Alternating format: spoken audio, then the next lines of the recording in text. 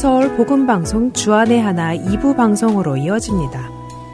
주안의 하나 2부에서는 성도의 삶 속에서 경험한 주님과의 교제를 나누는 살며 생각하며와 은혜의 설교, 그리고 함께 성경을 읽으며 묵상하는 Let's Read the Bible이 준비되어 있습니다. 먼저 살며 생각하며 들으시겠습니다.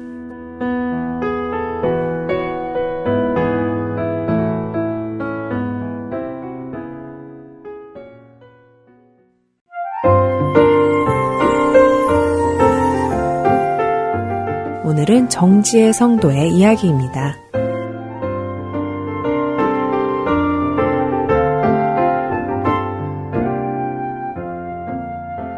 얼마 전 제가 섬기는 교회에서 부흥회를 참석하게 되었습니다. 부흥회를 인도하러 오신 목사님은 누가복음 10장 38절에서 42절의 본문으로 설교를 하셨는데 우리가 잘 아는 마리아와 마르다 자매의 이야기였습니다.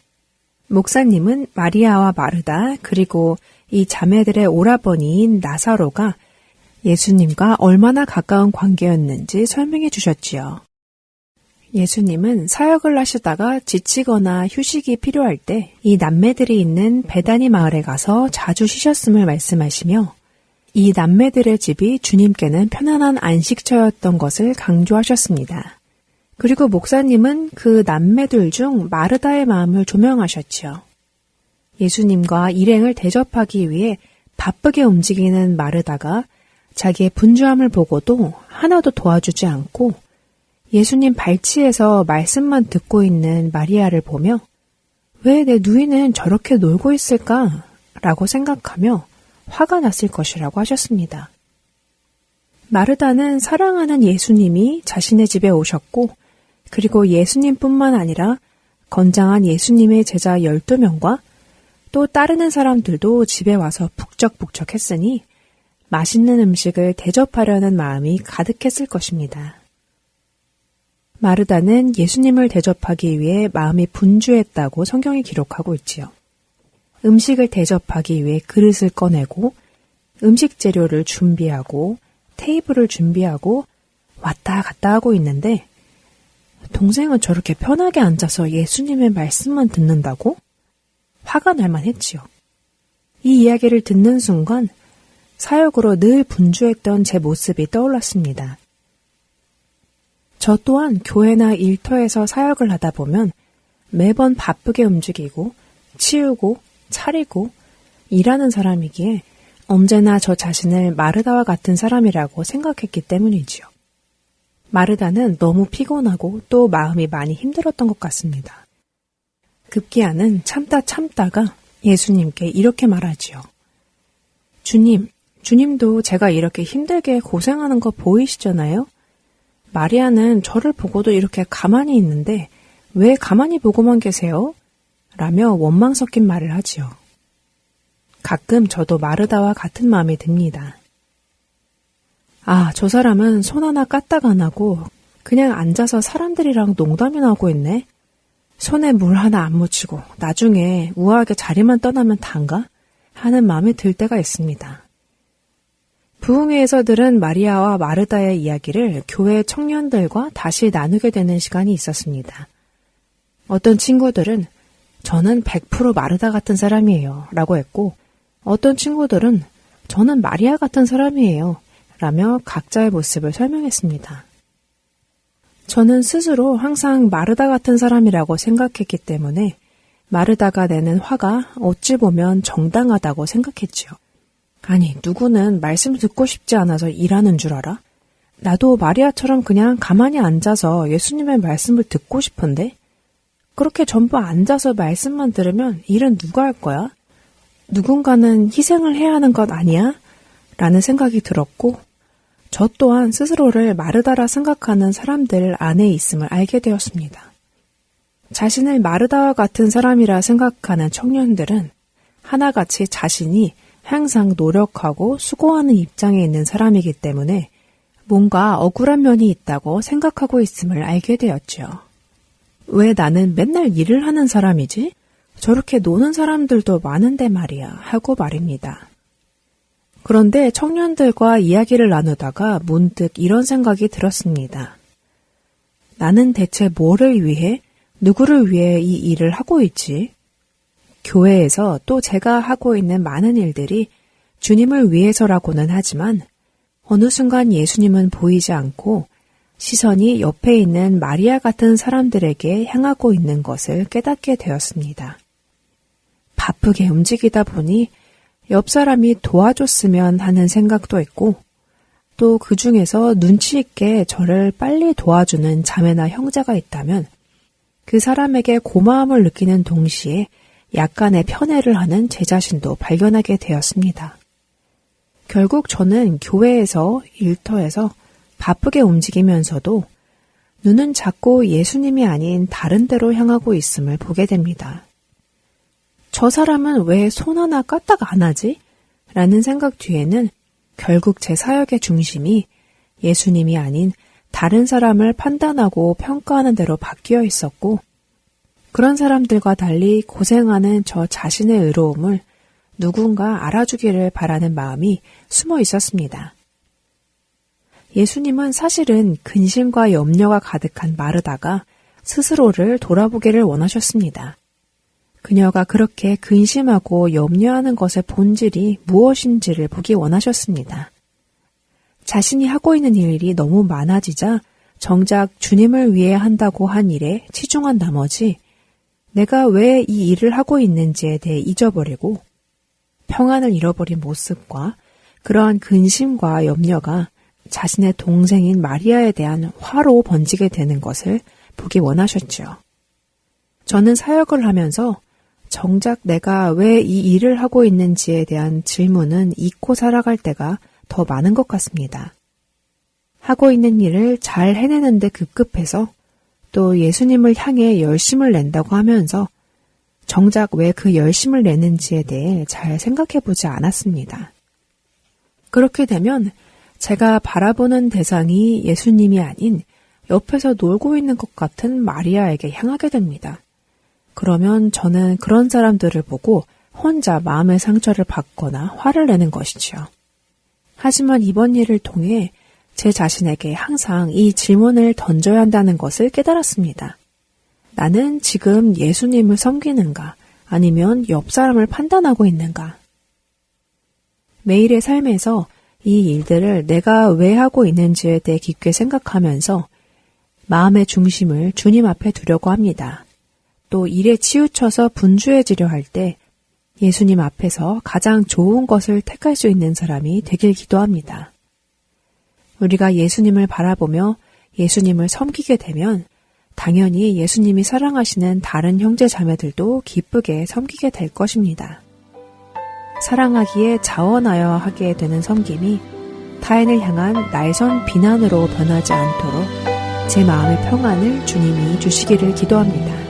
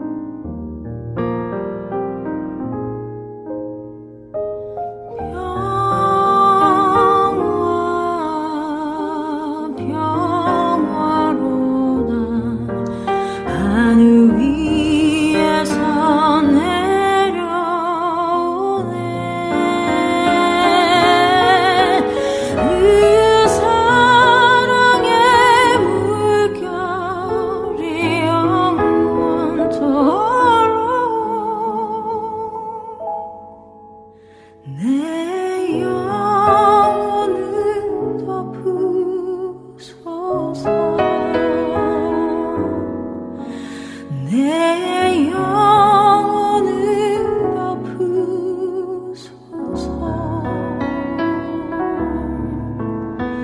내 영혼을 덮으소서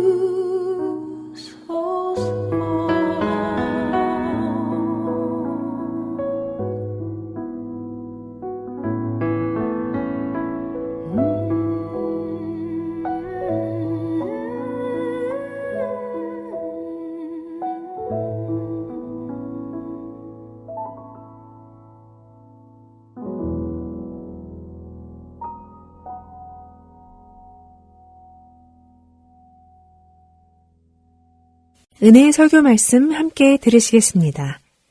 오늘은 샌디에고 아미쿠스 장로교회 이신일 목사님께서 누가복음 5장 12절에서 16절까지의 말씀의 본문으로 주여 원하시면 이라는 제목의 말씀 전해주십니다.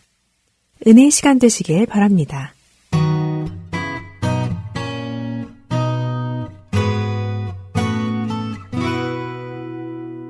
주여 원하시면 이라는 말씀의 제목으로 함께 귀한 말씀 나누길 원합니다. 요한복음 5장 7절에는 우리에게 이러한 고백을 합니다. 너희가 내 안에 있고 내 말이 너희 안에 거하면. 이 둘 또한도 굉장히 중요한 일치와 동조와 연합을 이루기. 그럴 때 뭐라고 이야기합니까? 그리고 무엇이든지 구하라. 그리하면 이루리라. 그리하면 우리는 이루리라 라고 하는 선포적 말씀에 너무 좀 집중됐는데요. 이루리라 바로 앞에 뭐가 있죠? 그리하면이 있습니다. 그리하면. 이 그리하면이 다시 말하면 아까 이야기한 일치가 되는 거겠죠. 이 동조, 이 연합. 이 연합이 이루면 무엇이든지 구하라. 그리하면 그 동조, 그 일치 가운데 이루리라. 이 말씀을 우리에게 주신다는 것입니다. 삶의 누구도 이러한 해결을 주지 못하고 이러한 은혜를 우리에게 허락하지 못하는 걸 우리가 잘 알고 있습니다. 우리의 바람으로만 원한다고 우리의 뜻대로 이루어지지 않는 것 또한도 잘 알고 있죠. 오늘 이 만남, 이 놀라운 경험이 복된 시간이 될 줄 믿습니다. 오늘 우리가 함께 읽은 본문의 말씀은 너무나 잘 알고 있는 나병 환자에 대한 말씀입니다. 나병 환자. 여러분 많이 설교에서도 들으셨을 거고 또 말씀 안에서 읽으셨을 거예요. 오늘 나병 환자의 사건도 얼마나 중요했는지 마태, 마가, 누가, 공관복음에 모두 기록하게 됩니다. 일단 나병 환자가 무엇인가라고 하는 것을 함께 알아볼 필요가 있는데요. 헬라어로 레프라스라는 단어를 쓰면서 나병 환자를 이야기합니다. 예전에 여러분이 들었던 단어는 문둥병이라고 이야기했죠. 문둥이라고 하는 한자를 쓰게 되었습니다. 문, 피부가 곱거나 덩어리가 생긴다. 둥, 그 부피가 이제 부풀어 오른다. 그 피부가 부풀어 오른다 해서 문둥병이라 이야기를 했습니다. 근데 이젠 그런 걸 쓰지 않고 한센병이라 이야기하죠. 그러면 나병의 특징이 우리의 특징일 텐데 그 한센이라고 하는 병의 특징 첫 번째가 무엇입니까? 감각의 손실입니다. 피부나 말초신경이 손상됐기 때문에 더 정확히는 느끼지 못한다는 것입니다. 느끼지 못합니다. 왜요? 신경 손상, 신경세포 파괴. 그래서 다시 말하면 무감각이라는 것이 가장 큰 특징입니다. 느끼지 못하고 무감각한 것을 통해서 지금 이 한 영혼에 상징되는 대표를 통해서 지금 그 영혼들이 갖고 있는 영적 상태를 이야기하고 있다는 것이겠죠. 그래서 12절은 우리에게 이렇게 얘기합니다. 나병이 걸린 것이 아니라 들린 사람으로 이야기합니다. 또 13절에 나병이 곧 나음이라 라고 이야기하지 않고 나병이 곧 떠나니라 라고 이야기합니다. 만약에 육체의 치료라고 했으면 치료의 용어만 썼어야 될 텐데 그런 게 아니라 들린 것으로 그리고 떠나라 그리고 깨끗함을 받으라 라고 이야기하는 이 모든 단어를 봐서 육체 그 이상 영적인 상태를 이야기하고 있는 것이 확실합니다. 들린다, 떠나다. 육체적인 질병뿐만 아니라 영적인 질병 상태에 있는 그래서 자기가 죄인인데도 불구하고 죄인임을 인식하지 못하는 무감각하고 느끼지 못하고 인식하지 못하는데도 불구하고 여전히 움직인다는 이유 하나만으로 자기가 살아있는 것처럼 살아가는 영혼들 그것이 그 당시의 배경이었습니다. 가장 무서운 영적 무감각입니다. 전혀 인식하지 못하고 전혀 무감각하고 전혀 살아있지 못하면서도 살아있는 척 살아가는 그에게 이젠 주님의 만남이 이루어지게 됩니다. 자, 그리고 주님께 나오게 되죠. 12절 말씀입니다. 우리 한번 같이 읽어볼까요? 12절 시작. 한 동네에 계실 때에 온몸에 나병이 들린 사람이 있어 예수를 보고 엎드려 구하여 이르되 주여 원하시면 나를 깨끗게 하실 수 있나이다 하니. 예수님께 나오게 됩니다. 그리고 예수님을 보고 예수님께 엎드립니다. 그리고 예수님께 구하죠. 그리고 그 예수님을 주여라고 이야기합니다. 그리고 주님이 원하시면 자기가 깨끗함을 받을 거라 고백하게 되죠. 마가복음을 보니까 똑같은 고백서에 꿇어 엎드려 이렇게 있습니다. 또 마태복음도 보니까 나와 절하며. 마태, 마가, 누가의 세계를 그 위치상으로 보면은 예수님께 굉장히 가까이 왔다라는 것을 알 수 있습니다. 멀리서 그 무리가 있고 그 멀리서 혼자 엎드려서 자기의 혼잣말을 이야기한 것이 아니라 지금 예수님께 가까이 나와서 앞에서 엎드려서 그에게 구하고 있다라고 하는 것을 보게 되죠. 그러면 중요한 게 이 주님의 위치입니다. 주님의 위치가 12절에 뭐라고 이야기하고 있습니까? 시작이 예수께서 한 동네에 계실 때입니다. 동네에 계시니까 동네에 계셨다라고 쓸 수도 있지만 우리가 아는 누가는 그렇지 않습니다. 굉장히 의도가 있고요. 한 단어 한 단어에 그 동네라고 적을 수밖에 없는 상황을 설명하려고 합니다. 예수님의 위치에 이 한 동네, 그리고 이 동네에 있을 때 마을 사람이 있었겠죠. 동네에 있다는 것은 그 동네 안에 있고 마을 사람이 있는데도 불구하고 나병 환자의 위치는 예수님과 가까이 있었다는 것을 의미하게 됩니다. 실로 말이 안 되죠. 어떻게 나병 들린 자가 동네 안으로 들어올 수 있으며 더 문제는 어떻게 나병 들린 자가 예수 앞에 가까이 나올 수 있습니까? 그것은 사회적인 통념도 할 수 없는 이야기고 유대법적으로도 율법적으로도 이룰 수 없는 일입니다. 그럼에도 불구하고 이가 뛰쳐나온 용기, 우리로 볼 때는 그의 결단, 대단한 그의 어떤 낳고자 하는 간절함의 결과처럼 보이지만 과연 그럴까요? 우리가 정말 그런 간절함, 그런 낳고자 함, 그런 구함만 있다고 예수님과 마음이 통할 수 있겠습니까? 그것이 필요하겠지만 아니요. 그 안에는 믿음이 있었습니다. 그럼에도 불구하고 그가 이렇게 어떻게 가까이 와서 보고 그것도 나와 그것도 엎드려 그것도 구할까요? 그 첫 번째는 아까 이야기한 대로 그 당시의 사회적 통념이나 유대인의 율법 규정상 이 나병 환자가 들어올 수 없습니다. 그것을 레위기 13장 45절 46절은 우리에게 이렇게 말씀하고 있습니다. 나병 환자는 옷을 찢고 머리를 풀며 윗입술을 가리고 외치기를 부정하다 할 것이요 병 있는 날 동안은 늘 부정할 것이라. 그가 부정한즉 혼자 살되 진영 밖에서 살지니라. 나병에 걸리면 어떻게 해야 됩니까? 스스로 부정하다 외쳐야 되는. 물론 제사장을 통해 부정한 판명을 받지만 그렇게 됐을 때 어떻게 해야 합니까? 혼자. 그것도 진영 아니라 진영 밖에서 살 수밖에 없습니다. 그런 그가 어떻게 이렇게 안으로 들어와서 한 동네 안으로 들어와서 예수께 나와올 수 있었는가? 이것은 특별 조항이 있었기 때문입니다. 똑같은 말씀 레위기 13장 9절에서 11절은 특별 조항으로 이런 이야기를 합니다. 사람에게 나병이 들었거든 그를 제사장으로 데려갈 거라. 의사가 아니라 제사장은 진찰할지니 피부에 흰 점이 돋고 털이 휘어지고 거기에 생살이 생겼으면 이는 그의 피부에 오랜 나병이라. 제사장이 부정하다 할 것이요 그가 이미 부정하였은즉 가두어 두지는 않을 것이다.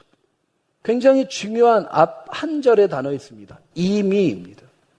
이미 부정하다 하면 가두지 말라요. 나병이 진행 중이거나 의심되거나 혹 가능성이 있거나 아직은 모르겠거나 비슷한 것이 있거나 의심되거나 이런 자는 전부 그룹이 따로 있지만 이렇게 제사장을 통해 이것은 나병이 확실하다. 그렇게 판단되면 부정하다 하며 가두지 말라라고 이야기합니다. 그 얘기를 다시 말해서 뭘까요? 진영 밖에서까지 포기한 자입니다. 버려진 자, 가능성이 1도 없는 자, 관심에서 외면된 자, 누구도 가능성이 없는, 관심조차 없는 그런 그가, 모든 것이 포기될 상태밖에 될 수 없는 그가, 몸이 썩어가는 그가 12절의 고백처럼 예수님께 나와 예수님을 첫 번째 주여라고 부릅니다. Lord, 퀴리에, 나의 주인. 선생이나 의사나 도움받을 수 있는 랍비라고 이야기하지 않습니다. 저는 여러분과 오늘 이 말씀을 함께 나누기 원합니다. 도대체 이가 어디에서 그 믿음이 확보되었는지, 도대체 어떠한 시작으로 그 믿음이 이 모든 것을 뛰어넘어 예수 앞에 엎드려 그의 정확한 고백으로 신앙 고백, 주님이 주인이시고 자기가 죄인됨을 고백할 수 있었는지, 모든 사람이 포기해서 가만두지 않을 정도로 혼자 살 수밖에 없는 그에게 어떻게 신앙의 고백에 참된 고백이 이루어질 수 있었는지, 그 해답, 사랑하는 성도 여러분, 하나님이 우리에게 마태, 마가, 누가, 이 요한까지의 사복음을 주신 것이 얼마나 감사하죠. 한쪽만 주셨으면 몰랐을 텐데. 그 해답이 마태복음에 이렇게 고백됩니다. 8장 1절입니다. 예수께서 산에서 내려오시니 수많은 무리가 따르니라. 그리고 나서 이 사건이 시작됩니다. 예수님이 산에서 내려오시니 수많은 무리가 따랐다.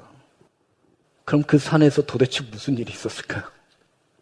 우리가 잘 알고 있는 산상수훈입니다. 이 산상수훈, 한 번도 이 세상에서 들어보지 못한 그 하늘의 메시지가 있을 때 수많은 무리가 들었고, 그 무리 중에 예수님과 함께 따라 내려온 자가 있습니다.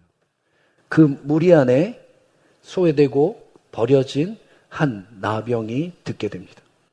사랑하는 성도 여러분, 무리 중에, 청중 중에 이 세상의 모든 것이 포기될 사람, 그 한 영혼, 나병 환자가 한 번도 들어보지 못한 그 산상수훈에 주님이 직접 주시는 하늘의 메시지를 들음으로, 그 들음이 믿음으로, 그 믿음이 나옴으로, 나옴이 요청으로, 그리고 그 안에 신앙의 회복이 이루어지게 됩니다.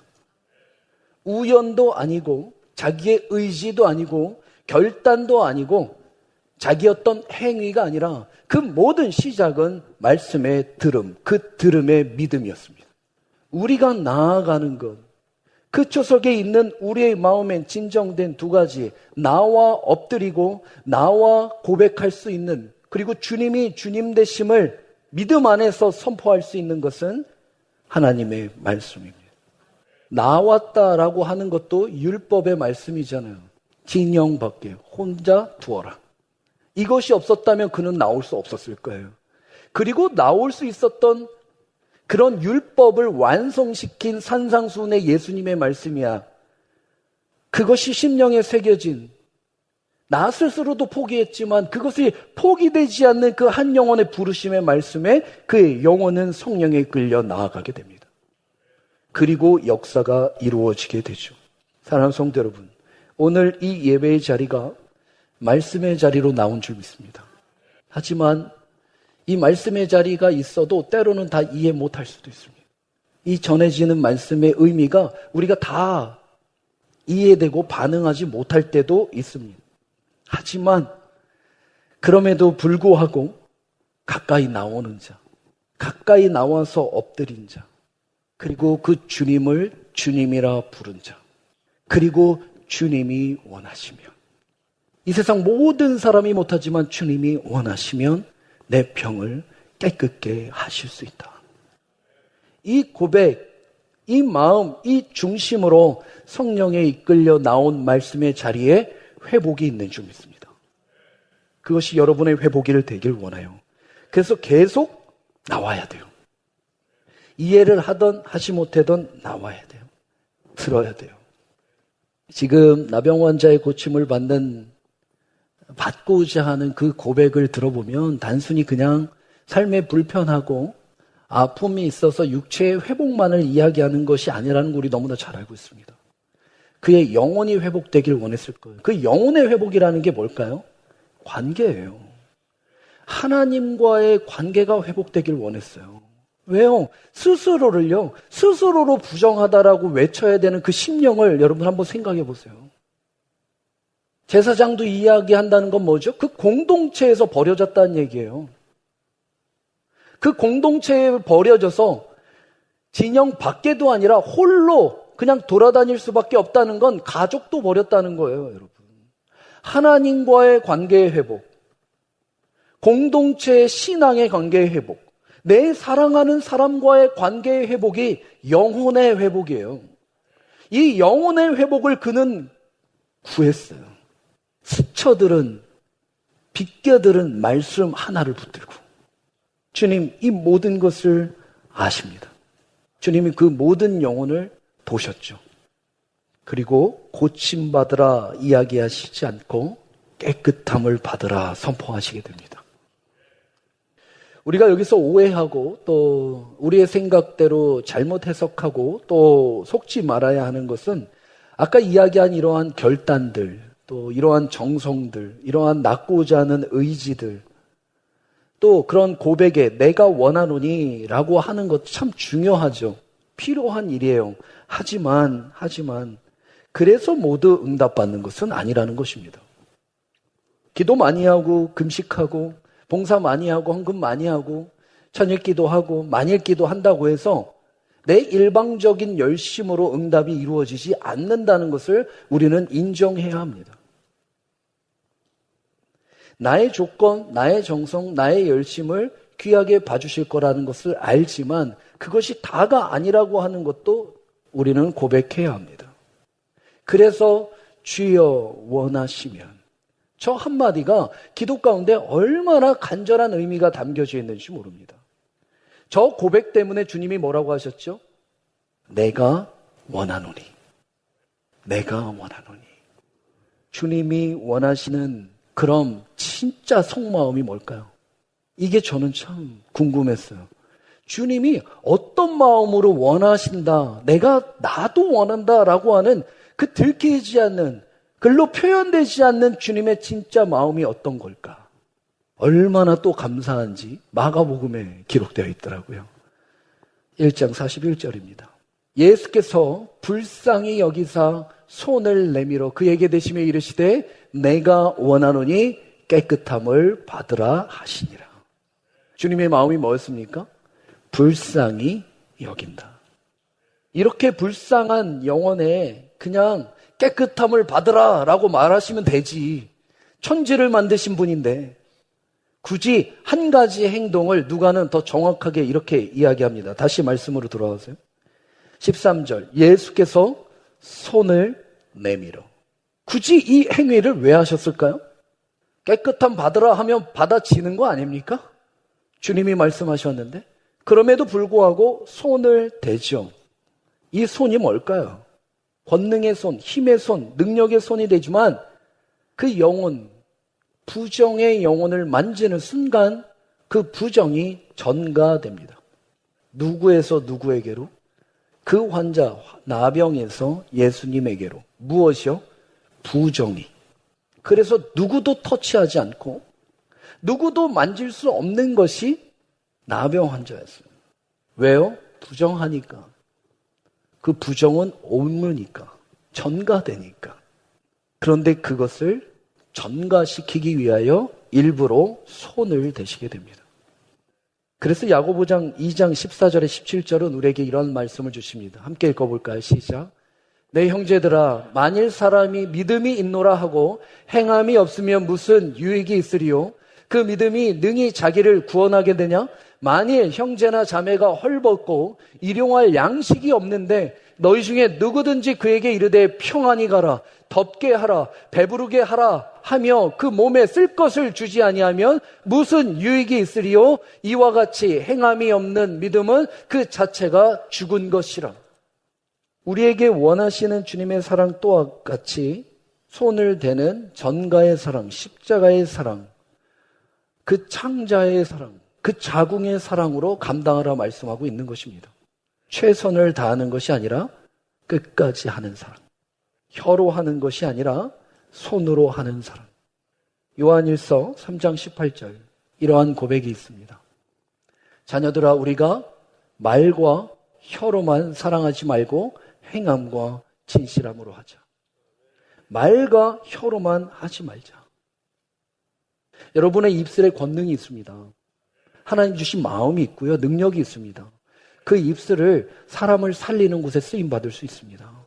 여러분의 손이 능력이 있습니다. 주님이 여러분과 함께 계시기에 한 번 잡아주면요, 따뜻합니다. 회복이 일어나고 기적이 일어납니다. 깨끗함 받으라 선포될 때 선포가 됩니다. 왜요? 우리 또한 그 영혼을 불쌍히 여기기 때문입니다. 그 마음으로 가서 격려하고 그 마음으로 가서 이름을 불러주고 그 마음으로 손을 잡아주면 전가됩니다. 반드시. 그리고 그는 낫게 돼 있습니다. 그럴 때 14절 예수께서 그를 경고하시되 아무에게도 이르지 말고 가서 제사장에게 네 몸을 보이고 또 네가 깨끗하게 됨으로 인하여 모세에게 명령대로 예물을 드려 그들에게 입증하라 하셨다. 그냥 낫으면 낫은 거지.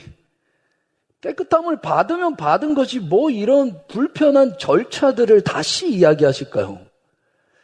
아무한테도 얘기하지 말라는 게 뭡니까? 당연히 얘기 안 해도 알 거예요.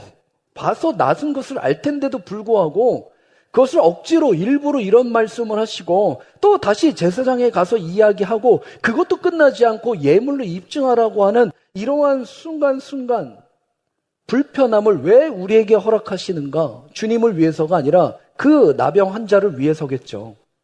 그 나병 환자가 이러한 영적인 질서, 영적인 절차, 아까 그 말씀의 단어대로 대로, 이게 참 중요한 단어예요. 대로, 말씀대로, 이 절차대로, 이 질서대로, 이대로 입증해라.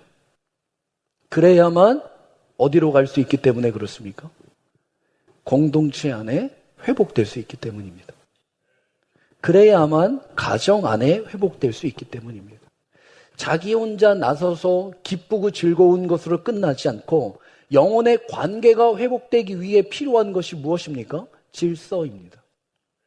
여러분, 우리는 기적을 원하지만 그 기적 안에 있는 하나님의 뜻은 질서와 절차 안에 이루어지게 됩니다. 그리고 그것을 입증하라 말씀하고 있습니다. 주님은 육체적인, 신체적인 문제의 해결사만이 아니다. 나는 그렇게 하기 위해서 이 땅 가운데 온 것이 아니다. 그 영혼의 관계 안에서 내가 진정한 예수 그리스도 메시아임을 깨닫게 하시는 그 회복, 그 영혼의 완전한 회복까지 어떻게 하라? 입증하라. 여러분, 기적의 끝은 입증이에요.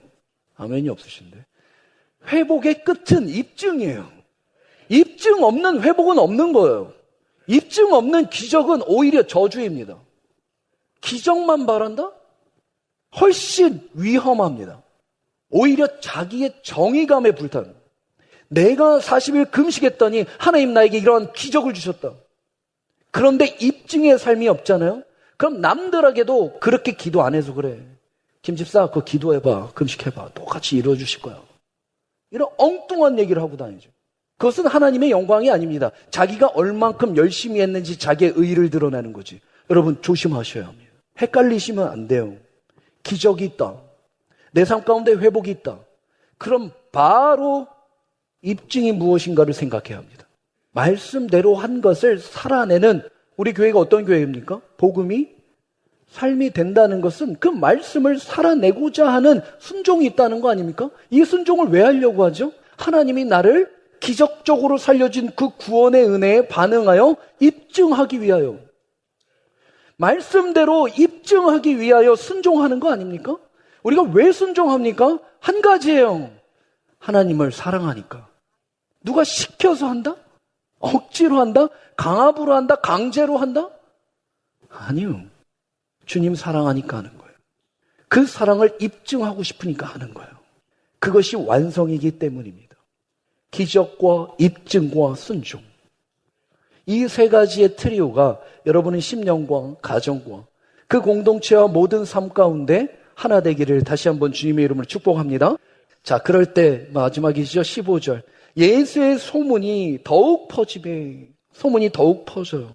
수많은 무리가 말씀도 듣고 자기 병도 고침을 받고자 하여 모이르되 소문이 나기 시작해요. 어떻게 이러한 루머에서 체험에서 말씀으로, 놀라운 기적에서 한 영혼으로, 그 영혼에서 회복으로, 그 회복에서 입증으로, 그 입증에서 하나님의 영광으로 가는지 참 이해할 길이 없습니다. 그럼 이 모든 힘, 모든 능력, 모든 출발, 그 예수님이 어디서 이 모든 것을 감당하셨을까요? 마지막 절 16절입니다. 예수는 물러가사 한적한 곳에서 기도하셨다. 예수님의 이 모든 능력은 한적한 곳에 그 기도 가운데 있었습니다. 사람들이 이러한 사건이 있을 때 더 세우려고 했겠죠. 더 많은 자가 따르려고 했었고 오히려 우상화시키려고 했을 수도 있어요. 그런데 기적의 현장에서 주님은 항상 한적한 현장으로 그 발걸음을 옮기시게 됩니다. 한적한 곳이 뭐죠? 에르모스, 광야입니다. 하나님과의 깊은 관계가 있는 그 광야. 그 얘기는 다시 말해서 내가 이 땅 가운데 무엇을 위하여 왔는지를 하나님의 마음속에 아는 자리. 내 자리는 이 많은 사람의 열광과 우상에서 박수받는 자리가 아니라 그들을 위하여 십자가에서 죽어야 하는 자리. 부정을 모아서 전가를 받아 죽어 완성해야 하는 그 자리. 그 자리, 위치를 깨달을 수 있는 것이 무엇입니까? 기도입니다. 사랑하는 성도 여러분, 저는 여러분이 기도를 통해 원래 계셔야 되는 자리에 있기를 원합니다. 원래 있어야 되는 자리가 어디입니까? 은혜의 자리입니다.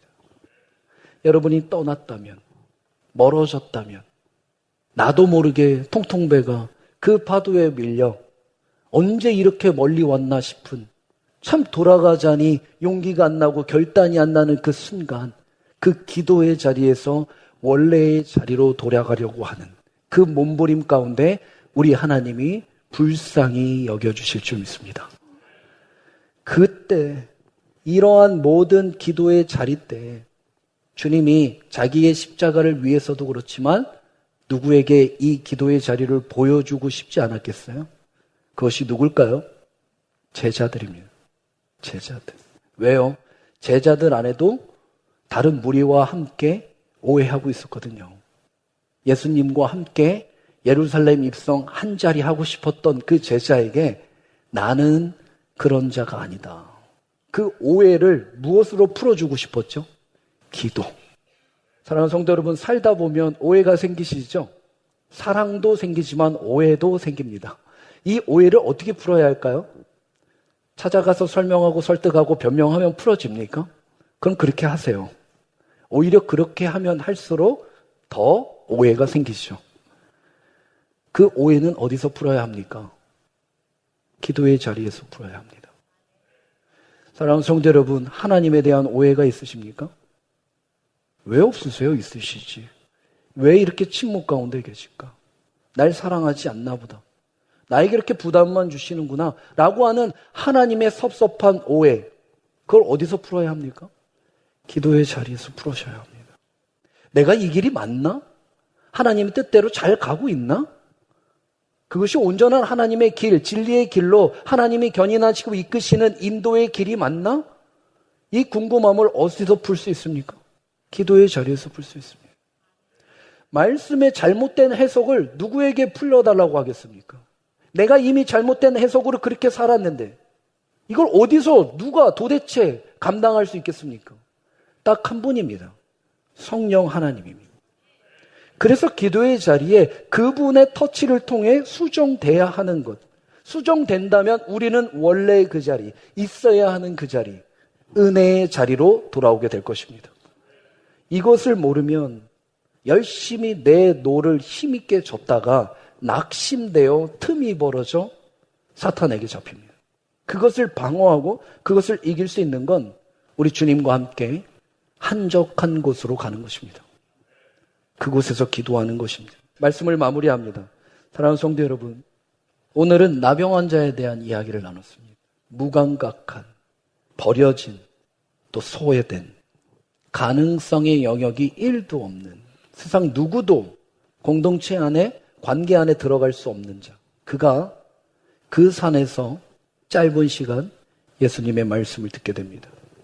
그 들음의 믿음으로 주님 앞에 나오고 구하게 됩니다. 요청하고 간절히 바랄 때 한 고백, 주님이 원하시면. 놀라운 신앙의 고백, 단순히 신체적 회복의 고백이 아니라 신앙의 고백을 하게 됩니다. 주님은 그런 그에게 긍휼히 여기사 손을 대십니다. 마음으로 우시며 손을 대십니다.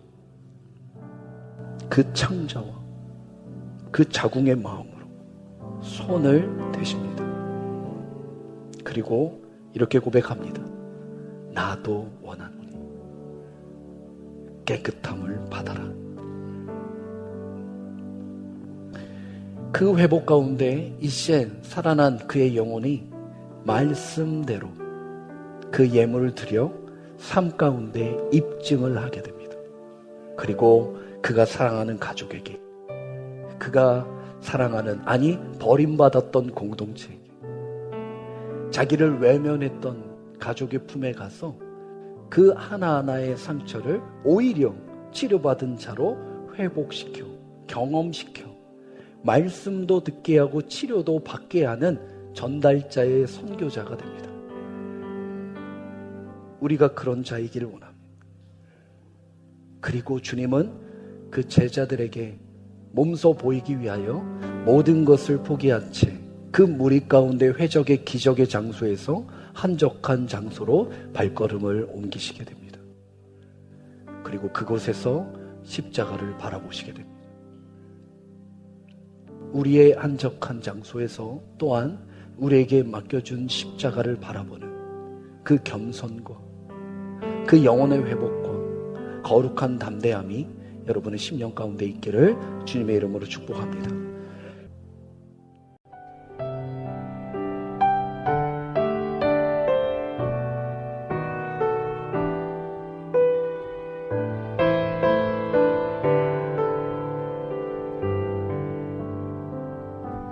주보혈 날 정결케 하고 주보혈 날 자유케 하니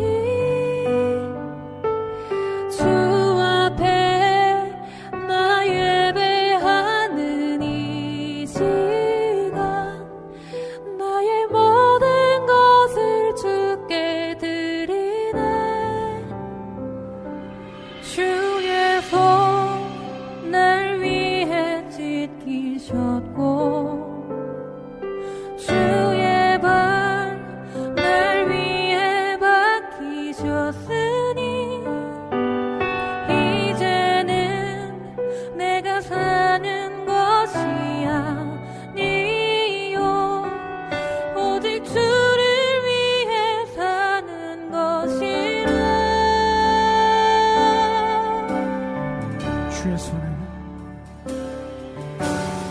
주의 손에 나의 손을 포개고 또 주의 발에 나의 발을 포개어 나 주와 함께 죽고 또 주와 함께 살리라. 영원토록 주 위에 살리라. 주의 손에 나의 손을 포개고 또 주의 발에 나의 발을 포개어 나 주와 함께 죽고 또 주와 함께 살리라. 영원토록 주 위에 살리라. 주 위에 살리라. 주 위에 살리라. 주보혈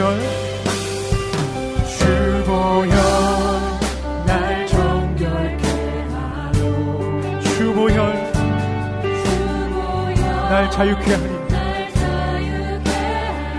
아멘. 주 앞에 나 예배하는 시간, 나의 모든 것을 주께 드리네. 주의 손 날 위해,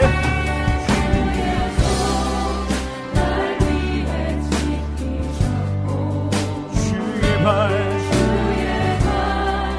날 위해 박히셨으니 이제는 내가 사는 것이 아니요 오직 주를 위해 사는 것이라. 주의 손, 아멘. 주의 손에 나의 손을 보게고 또 주의 발에 나의 발을 보게요. 나 주와 함께 죽고 또 주와 함께 살리라. 영원토록 주 위에 살리라. 주의 손에 나의 손을 보게고 또 주의 발에 나의 발을 보게요. 나 주와 함께 죽고 또 주와 함께 살리라. 영원토록 주 위에 우리 마지막으로 주의 손에 나의 손을 보게고 또 주의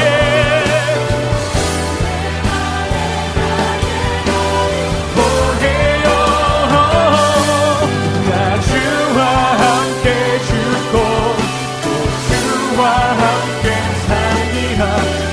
영원토록 주 위에 살리라.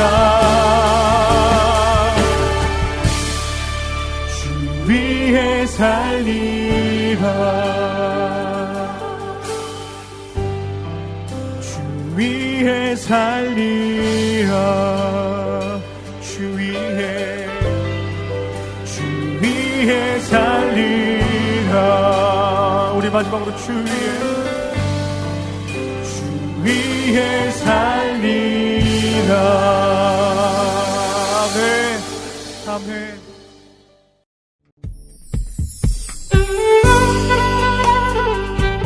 안녕하세요. 저는 시애틀 타코마에서 CD 배치 봉사를 하고 있는 노영남입니다. 현재 부안마켓과 팔도 식품에 CD를 놓고 있습니다. 이 CD로 많은 이들이 생명을 얻기를 소망합니다. 감사합니다. 안녕하세요. 저는 필라델피아 H마트에 CD를 놓고 관리하고 있는 봉사자 김경애입니다. 복음으로 많은 이들이 구원받기를 소원합니다. 안녕하세요. 저는 버지니아 세너빌 지역에 있는 롯데마트와 H마트에 CD를 놓고 관리하고 있는 봉사자 백경입니다. 복음으로 많은 이들이 구원받기를 소원합니다. 예수 그리스도의 구원의 복음은 복음을 전달받은 사람들을 통해 끊임없이 전해져 갑니다. 여러분도 복음의 전달자가 되실 수 있습니다. 복음 전파 사역에 동참하실 분들은 전화번호 602-866-8999로 연락 주시기 바랍니다.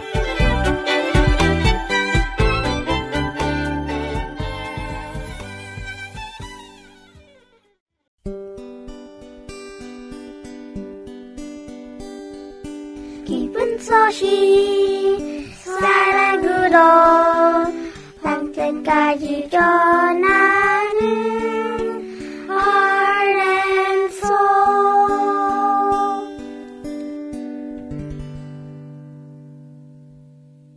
이어서 Let's Read the Bible 함께 들으시겠습니다.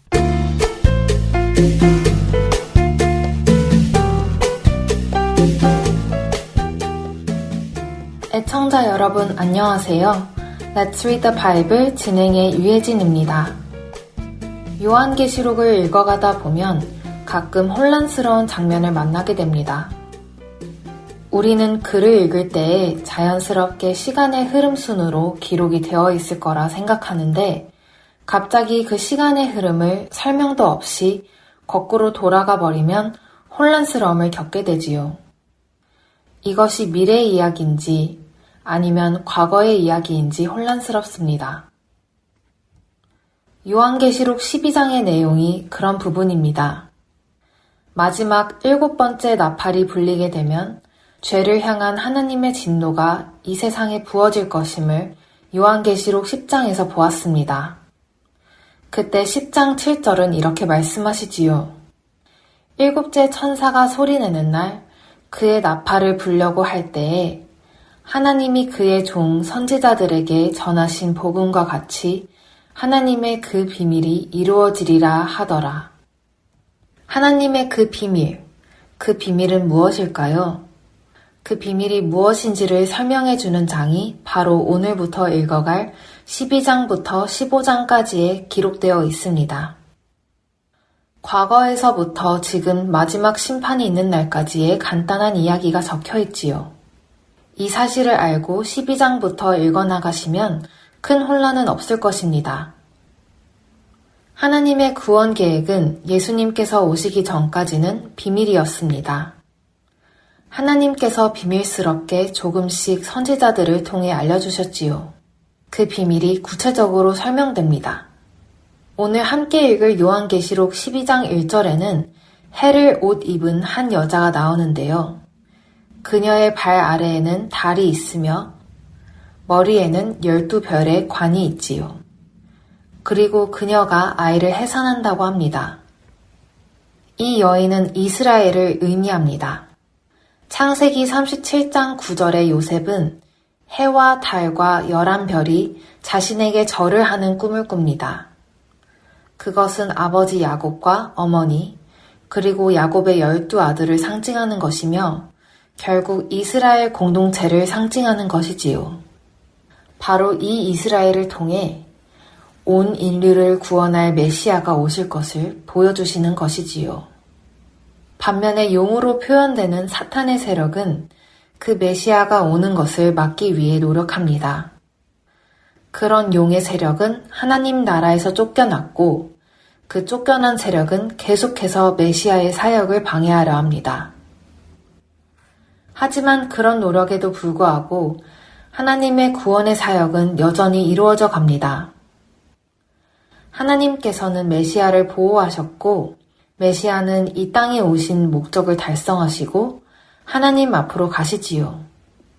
사탄의 세력은 구원이 완성될 때까지 계속해서 메시아와 메시아에게 속한 자들을 공격하지만 그 공격은 정해진 시간 동안만 주어지는 것이며 때가 차면 더 이상 공격할 수 없고 사탄의 세력도 심판 아래 들어간다는 사실을 기억한다면 우리는 이 세상에서 살아가며 만나는 어려움 속에서도 주님께서 반드시 승리하신다는 믿음으로 모든 것을 이겨낼 수 있을 것입니다. 믿음으로 승리하시는 우리 모두가 되기를 바랍니다. Let's read the Bible 요한계시록 12장 1절에서 17절까지의 말씀을 읽겠습니다. 하늘에 큰 이적이 보이니 해를 옷 입은 한 여자가 있는데 그 발 아래에는 달이 있고 그 머리에는 12별의 관을 썼더라. 이 여자가 아이를 베어 해산하게 되매 아파서 애를 쓰며 부르짖더라. 하늘에 또 다른 이적이 보이니 보라, 한 큰 붉은 용이 있어 머리가 7이요 뿔이 10이라. 그 여러 머리에 7 왕관이 있는데 그 꼬리가 하늘의 별 3분의 1을 끌어다가 땅에 던지더라.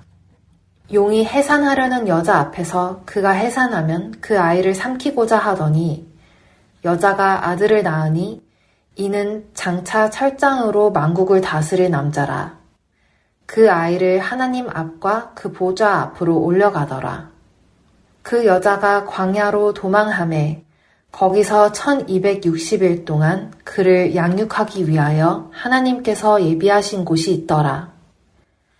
하늘에 전쟁이 있으니 미가엘과 그의 사자들이 용과 더불어 싸울세. 용과 그의 사자들도 싸우나 이기지 못하여 다시 하늘에서 그들이 있을 곳을 얻지 못한지라.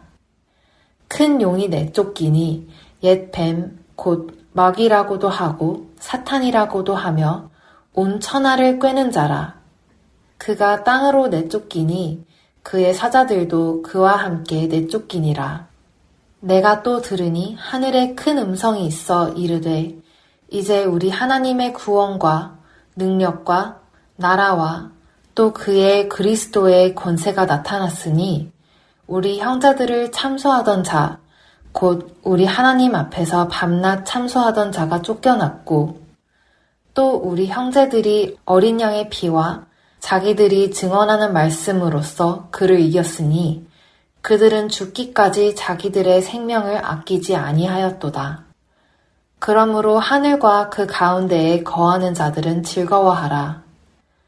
그러나 땅과 바다는 화가 있을진저 이는 마귀가 자기의 때가 얼마 남지 않은 줄을 알므로 크게 분내어 너희에게 내려갔음이라 하더라.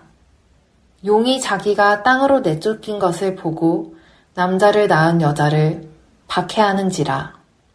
그 여자가 큰 독수리의 두 날개를 받아 광야 자기 곳으로 날아가 거기서 그 뱀의 낯을 피하여 한 떼와 두 떼와 반 떼를 양육받음에 여자의 뒤에서 뱀이 그 입으로 물을 강같이 토하여 여자를 물에 떠내려가게 하려 하되 땅이 여자를 도와 그 입을 벌려 용의 입에서 토한 강물을 삼키니 용이 여자에게 분노하여 돌아가서 그 여자의 남은 자손 곧 하나님의 계명을 지키며 예수의 증거를 가진 자들과 더불어 싸우려고 바다 모래 위에 서 있더라. Let's read the Bible. 오늘은 요한계시록 12장 1절에서 17절까지의 말씀을 읽었습니다.